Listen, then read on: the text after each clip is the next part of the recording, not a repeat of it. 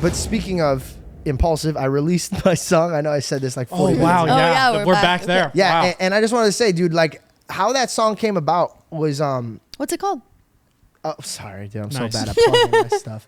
The Heart of David Freestyle on all streaming platforms. You guys could. It's really good. Thank you so much. Yeah, George has shown me It's on all his top. music. This is like, bro, it's a different person. It's really weird. it's Everybody's been wild. saying this. It's It's such a vibe, and I wild. genuinely like. I've been playing in the car. I called him. I was driving somewhere, and I played in the car by myself, and I was like, damn. I called him right away, and I was like, dude, like I know I said the song was good before, but like it really is good. Like if you could play a song by yourself in the car, Yeah, vibing, driving, you know, it's a good song. truth. I knew it was different than all my other music is because back in the day when I was making music, I would show my friends and they'd always be like, dude, that's good, man. And that would literally be the end of it. You know what I mean? Yeah, Like nobody yeah. would ever be like, dude, hey, play that new song you got. Or like, hey, dude, could you send me Let's that listen song? to that again, man. No one. And I never realized how important that part of like making music is. If like other people don't like it, it's probably not gonna do well. But how this whole song came about, because I did exit the music industry for two reasons. One, Logan and many other people recommended that. They're like, hey man, just in case you don't know, you're not great at music. And I said, no way, I've won all the talent shows. And they're like, that's great. You're also competing with other people that are not good at music. And I said, okay, cool, now it makes sense. So I quit music and I had a dream. And it sounds weird, bro, but I'm going to keep using this as a testimony because there's moments like this that happens and I like usually bite my tongue or I don't say anything, but now I'm just going to start. There's a lot that happens behind the scenes that Dude, doesn't get talked like, about. so I'm going to start busting out my journals, bro. I Yeah, feel like that's going to it's be crazy. Like, and so anyway, so Bust them out. I had a dream and I forgot about this dream. So basically, have you ever had a dream where you forget about it and then you see something that reminds you of it and then you're like, oh, what the fuck? I Like had a this dream. flashback. Exactly. Yeah. So not a deja vu, by the way. Not like, oh, I've seen this before. Like just something that reminds you, like, oh yeah, I had a dream that this happened. So Tanner Fox was visiting me for like a few weeks. We were just hanging out. We were doing a bunch of things together, some projects, and I told him about my producer friend Rami, who produces for like Kid Cudi and a lot of cool artists. Kid Cudi is Tanner Fox's one of his favorite artists. Like knows all of his music from head to toe, all of them. So I said, yeah, man, if you want, he lives just not too far away from here. We could go pop by the studio and you can say hi to him and you can ask some questions. I don't know.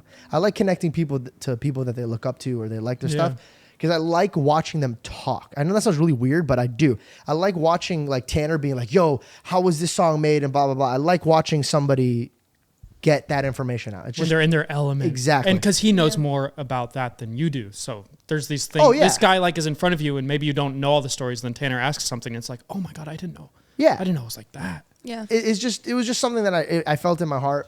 Connect them, have them talk. I called him and he answers the phone and I immediately remember my dream and I go, dude, what? I had a dream. You made me a song and everyone liked it. Like everyone who heard the song loved the song. And he looked at me and goes, bro, I had a dream that I made you a song. And I was like, Which is wild because it's not like you guys talk every day. You know what I mean? No, barely. And it was cool because Belle and Tanner witnessed this. And so I turned to them and I go, what do I do? And they were like, dude, you should go to the studio and see what's going on. So I called him. I go, hey, should I come? That dream kind of was on my mind. And he goes, yo, I was going to ask you the same thing. You should come into the studio just to have fun, see what's going on.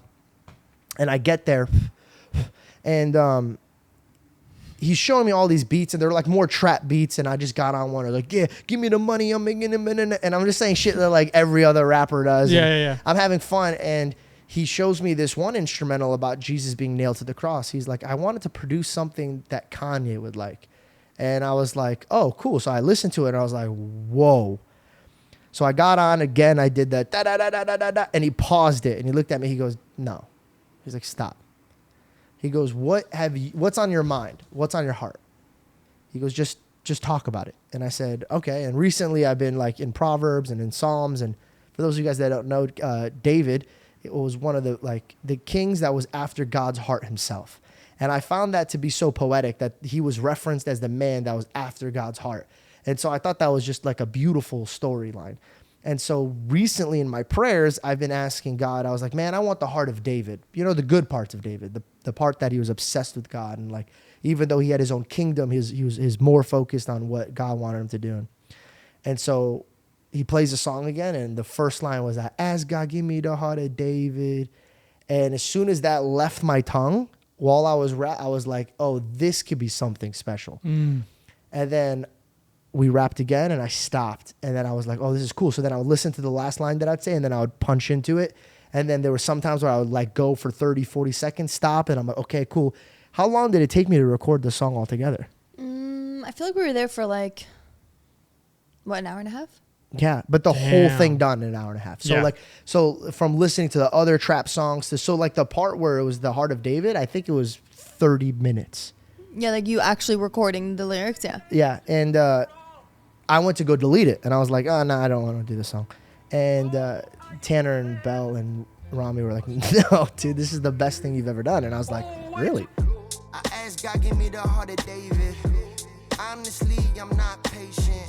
The devil getting frustrated. The weed is making me lazy. A generation full of babies.